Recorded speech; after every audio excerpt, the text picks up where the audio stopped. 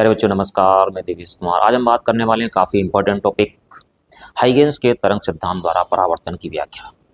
परीक्षा के दृष्टिकोण से काफ़ी महत्वपूर्ण है, 5 नंबर का आ ही जाता है। चलो देखते हैं क्या है इसमें, पहले इसका फिगर समझते हैं। और इसमें एक शब्द आता है तरंगाग्र। क्या होता है तरंगाग्र? क्या है? किसी माध्यम में खींचा गया एक ऐसा पृष्ठ जिस पर स्थित माध्यम के सभी कण क्या करते हैं, समान कला में कंपन करते हैं। क्या कहलाता है? तरंगाग्र कहलाता है। पहले हम फिगर समझते हैं इसका। तो परावर्तन की व्याख्या के लिए हमें क्या चाहिए?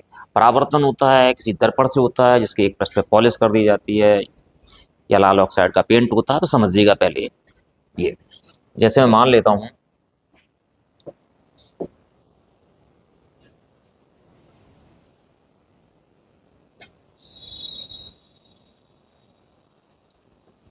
कि ये हमारे पास एक समतल दर्पण है, मतलब परावर्तक पृष्ठ है।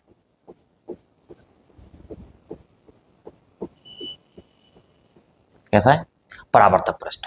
इस पर एक तरंगाग्र तिरछा आपतित होता है। तरंगाग्र इस तरीके से आपतित होगा आपका, यूं इस तरीके से आएगा, यूं आएगा, यूं आएगा, यूं आएगा, इस तरीके से आपतित होता चला जाएगा। तो हम इसको आपतित कराते हैं। तो तिरछा आपतित कराने के लिए मान ली एक यूं आया इस तरीके से, यूं करके एक प्रकाश किरण यहां से यहां तक, ये तिरछा आपतित हो रहा होता है। तिरछा आपतित हो रहा होता है इस तरीके से। तरंगाग्र पहले यहाँ आया, फिर यहाँ आया, फिर यहाँ आया, फिर यहाँ आया, फिर यहाँ आया। आपतन के पश्चात क्या होता है? आपको बताया गया है कि तरंगाग्र का प्रत्येक बिंदु क्या करता है, एक नए तरंग स्रोत की भांति कार्य करता है। और यहाँ से क्या होती हैं? द्वितीयक तरंगाएं निकलती हैं जो कि प्राथमिक तरंग की चाल से आगे बढ़ती हैं। अब क्या होगा? जैसे हमारे पास ये तरंगाग्र हमारे पास क्या था, यहाँ से यहाँ तक आ गया, तो ये तरंगाग्र यहाँ से क्या होगा? परावर्तित होगा। और ये तरंगाग्र क्या जाएगा? यहाँ से द्वितीयक तरंगाएं निकलेंगे, वो इसी माध्यम में जाएंगे। कि अगर मैं मान लेता हूँ कि ऊपर का माध्यम वायु है, तो वायु में जो चाल यहाँ रही होगी वही चाल यहाँ रहेगी। तो अब ये द्वितीय तरंगाएं बढ़ती कैसे हैं आगे? ये इस तरीके से आगे बढ़ती चली जाएंगी, यूं करके। यूं तरंगाग्र इस तरीके से आगे बढ़ेगा और तरंगाग्र इस तरीके से आगे बढ़ेगा तो कहीं ना कहीं यहाँ पे टकरा जाएगा आके। तो हमारे पास टकरा जाएगा आके, मैं मान लेता हूँ यहाँ पे आके ये टकरा गया। तो ये पॉइंट में मान लेता हूँ हमारे पास कितना था, बी। और ये यहाँ पे हमारा कितना मान लिया मैंने, ए डैश। और ये पॉइंट हमारे पास था ए। अच्छा, तो इसमें क्या है कि अब यहाँ पे कंडीशन हमारे पास क्या रहेगी कि अगर हम यहाँ पे देखें इसको, यहाँ से ये तरंगाग्र यहाँ तक आया था, तो ये कंडीशन रही, तरंगाग्र यहाँ से यहाँ तक आया था। तो ये हमारे पास जो कोण है, ये वाला कोण, ये कोण कहलाएगा आपका आपतन कोण। क्या कहलाएगा? आपतन कोण कहलाएगा। और जो किरण होती है वो तरंगाग्र पर लंबवत होती है, तो ये एंगल कितने का रहेगा? 90 का रहेगा। और ये एंगल भी हमारे पास कितने का रहेगा? 90 का रहेगा। तो तरंग में मान लेता हूं कि ये यहां से लेके यहां तक, ये तरंगाग्र की यहां से यहां तक पहुंचने में इसको कितना समय लग गया? टी समय लग गया। अगर समय टी लग जाता है तो हमारे पास, अगर इसकी चाल हमारे पास बी है इस माध्यम में, तो दूरी बराबर क्या होता है? दूरी बराबर होता है चाल गुणा समय। तो वी ए डैश बराबर हमारे पास कितना हो गया? V into T. अब क्या होता है, ये यहाँ पे टकराया, यहाँ से टकराने के बाद क्या होता है? तरंगाग्र परावर्तित होगा। परावर्तित होने के बाद किस तरीके से चलेगा? ये इस तरीके से जाएगा, यूं करके, यूं करके चला जाएगा। तो अब जो परावर्तक पृष्ठ होता है क्या होता है? इसका स्पर्श करता हुआ एक पृष्ठ होता है। मैं मान लेता हूं कि ये हमारे पास यूं करके यहाँ तक चला गया और इसका स्पर्श करता हुआ पृष्ठ, मतलब एक स्पर्श रेखा हम यहाँ से खींच देते हैं। तो ये रही हमारे पास स्पर्श रेखा। स्पर्श रेखा रही, हमने इसको यहां से यहां तक मिला दिया। तो ये एंगल हमारे पास कितने का रहेगा? ये एंगल हमारे पास रहेगा 90 का। ये आई है, तो ये एंगल कितना, कौन सा रहेगा हमारे पास? आर रहेगा। ये हमारे पास कौन सा कोण है? आपतन कोण है। और ये हमारे पास कौन सा कोण है? परावर्तन कोण। तो हमें इसमें सिद्ध क्या करना है? हमें सिद्ध करना है आपतन कोण परावर्तन कोण के बराबर सिद्ध करना है।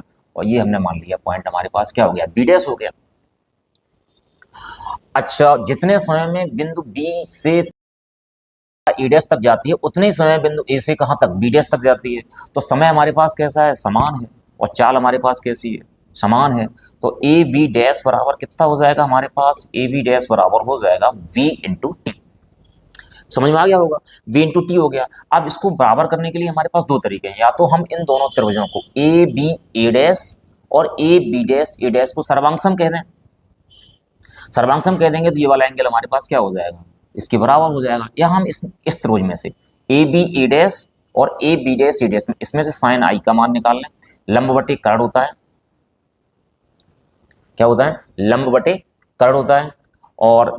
और इसमें से हम क्या करें, इसमें से हम साइन आर का मान निकाल लें, लंब बटे कर्ण निकाल लेंगे हम। अगर साइन आई और साइन आर के बराबर आ जाता है तो हमारे पास क्या होता है, तो हम कह देंगे आई इज इक्वल टू हमारे पास क्या होता है, आर होता है।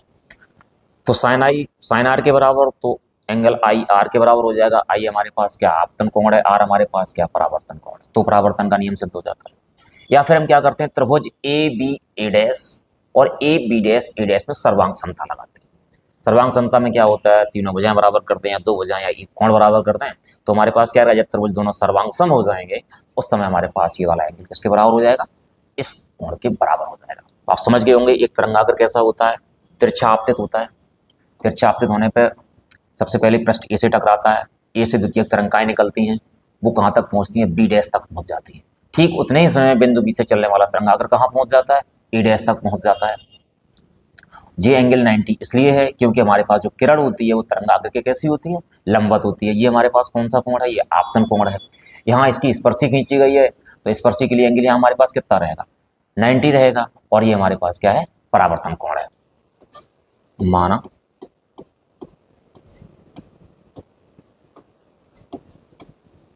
एक समतल तरंगाग्र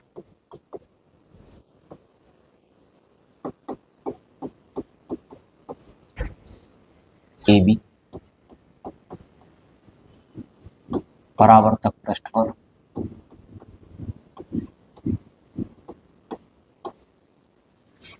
तिरछा आपतित होता है।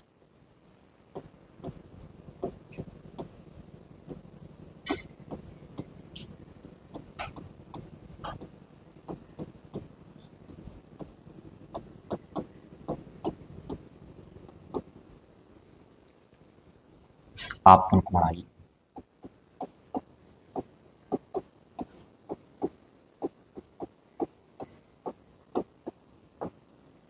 तथा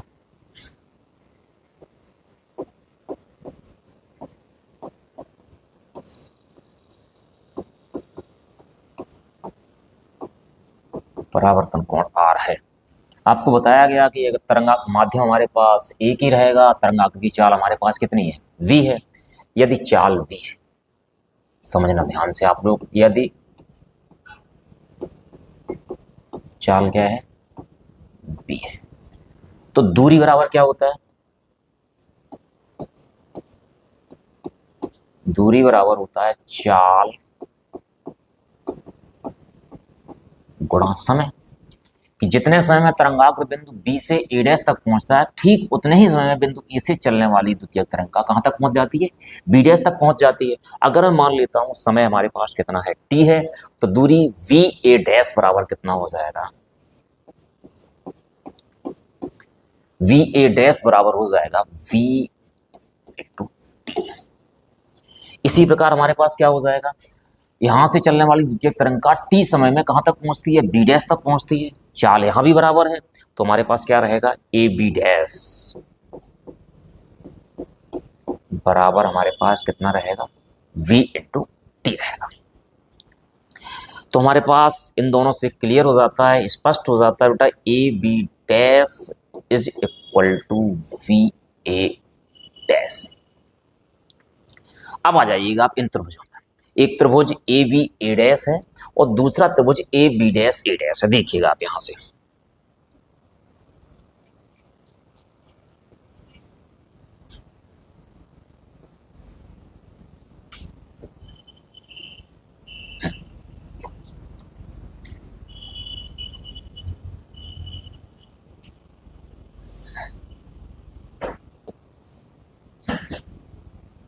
तो ये कंडीशन है त्रिभुज की हमारे पास ए डैश बी डी डैश। अगर देखा जाए तो ये एंगल हमारे पास कितना है, 90 का है। इसमें ये एंगल हमारे पास कितना है, 90 का है। और यहां से ए बी डैश है, ये वाली भुजा इस भुजा के बराबर है। और जो ए ए डैश है वो दोनों में उभयनिष्ठ है, मतलब दोनों में कॉमन है। ए ए डैश बराबर क्या रहेगा हमारे पास, ए ए डैश रहेगा। अब देखिएगा त्रिभुज ए बी ए डैश और A B dash A dash में दो भुजाएं, एक तो ये भुजा इसके बराबर है, ये दोनों में कॉमन है, और एक कोण आपस में कैसे हैं, बराबर है। तो ये त्रिभुज कैसा हो जाएगा, त्रिभुज हमारे पास हो जाएंगे दोनों सर्वांगसम। और जब दोनों त्रिभुज सर्वांगसम हो जाएंगे तो ये वाला एंगल है ना, इस एंगल के बराबर कह दिया जाएगा, मतलब कोण आई बराबर किसके कह दिया जाएगा, कोण आर के बराबर कह दिया जाएगा। ए बी ए डैश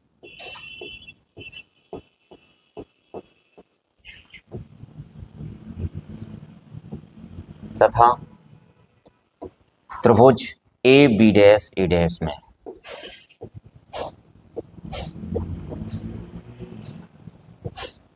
अगर इसमें देखा जाए हमारे पास angle A B A dash,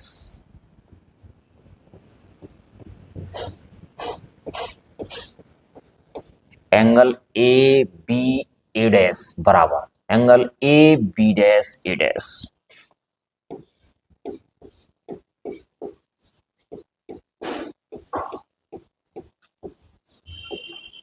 कितने का हमारे पास, 90 डिग्री का, 90 का हो गया। अभी आपने ये सिद्ध किया हमारे पास जो ए बी डैश है वो बी ए डैश के बराबर है।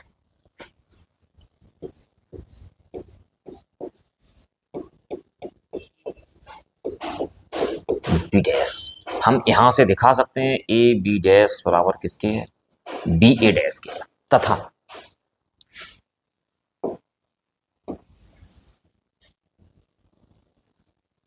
ए B dash B A dash के बराबर हो गया। जो ए ए डैश है वो क्या है, दोनों में कॉमन है, तो ए ए डैश दोनों में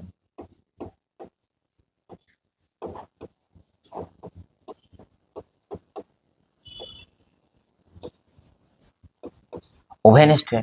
अब दोनों में उभयनिष्ठ, आप दोनों त्रिभुजों में देखिएगा हमारे पास दो भुजाएं और एक कोण, तो अतः हम कह सकते हैं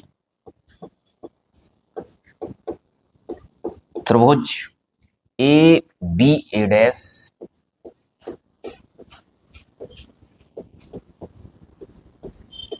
सर्वांगसम त्रिभुज हमारे पास A B dash A dash. जब सर्वांगसम हो जाएंगे तो हमारे पास एंगल कौन सा रहेगा, एंगल वी, सर्वांगसम का मतलब प्रत्येक तरीके से बराबर हो जाएंगे एंगल वो त्रिभुज आपके, तो हमारे पास क्या रहेगा, कोण B A A dash,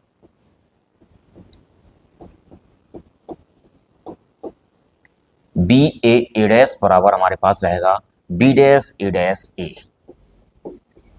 B dash A dash ए। ये हमारे पास कितना है, ये हमारे पास है आई, और बराबर किसके हो गया हमारे पास, आर के। लेकिन आई हमारे पास क्या है,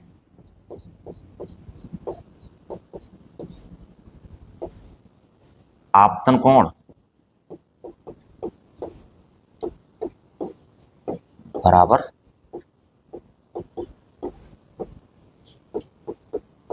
परावर्तन कोण। तो यहाँ पे क्या रहा हमारे पास, आपतन कोण किसके बराबर रहा, आपतन कोण परावर्तन कोण के बराबर रहा। परावर्तन के नियम में क्या होता है कि आपतन कोण का मान परावर्तन कोण के मान के बराबर होता है। तो यहाँ से क्या होता है कि हाइगेंस के तरंग सिद्धांत के द्वारा परावर्तन की व्याख्या हो जाती है कि मतलब आपतन कोण किसके बराबर है, परावर्तन कोण के बराबर है। आज के वीडियो में इतना ही, फिर आपको मिलते हैं एक नई वीडियो में नई टॉपिक के साथ। उम्मीद है आप लोगों को ये टॉपिक समझ में आ गया होगा। यदि ये टॉपिक आपकी समझ में आ गया हो तो आप चैनल को सब्सक्राइब कर दें, वीडियो को लाइक कर दें, साथ ही साथ शेयर कर दें। धन्यवाद।